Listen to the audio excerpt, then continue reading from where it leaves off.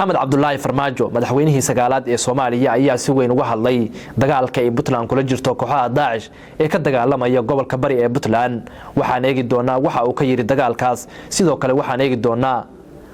waxay Puntland uga dhigan tahay inuu Farmaajo ka hadlo dagaalka ay kula jirto kooxaha Daesh sidoo kale waxaan eegi doonaa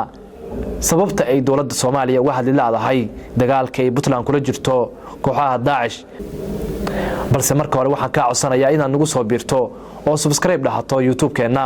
sidoo kale gambaleelka furato si ay ku soo gaaraan muuqaaladeena maalinlaha ah ee aan halkan ku soo gudbino hadii aan ku bilaabo madaxweynihii hore ee Soomaaliya Maxamed Cabdullaahi Farmaajo ayaa ka hadlay dagaalkii ciidamada Puntland kula jiraan kooxaha Daesh ee ka dagaalamaya buuraleyda Puntland isaga oo bogaadin u diray ciidamada ammaanka ee Puntland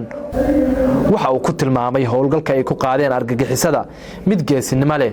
oo muhiim u ah jiritaanka iyo midnimada dadka reer Puntland Farmaajo wuxuu shacabka Soomaaliyeed iyo kuwa Puntland ugu baaqay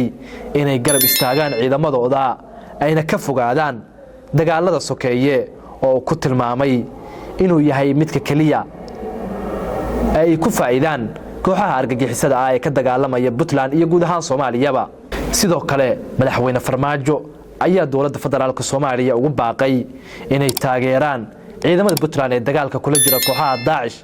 waxa uu sheegay inay mas'uuliyad weyn ay ka saarsan tahay inay ciidamadaas taageeraan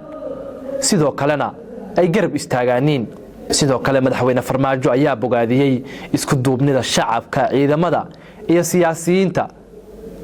waxa uu sheegay in haddii ay sidaas isku duubnaadaan ay ka guuleysan karaan kooxda argagixisada ah ee ku dhumaalaysanaysa buuraleyda gobolka bari ee Puntland hadalka Farmaajo ayaa imaanaya xilli inta badan siyaasiyiinta Soomaalida aysan ka hadlin dagaalka Puntland kula jirto kooxaha Daesh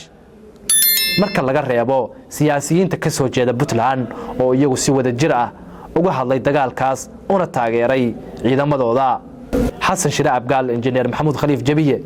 iyo Guule Saalax Barre ayaa taageeray dagaalka ay Puntland kula jirto kooxda Daesh ee ku dhuumaalaysata gobolka bari ee Puntland waxay sheegeen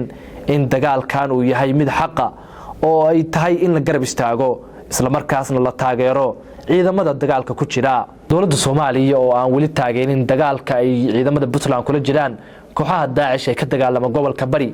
ayaa la sheegay sababta ay dawladda Soomaaliya uga hadli laadahay una taageeri laadahay inay tahay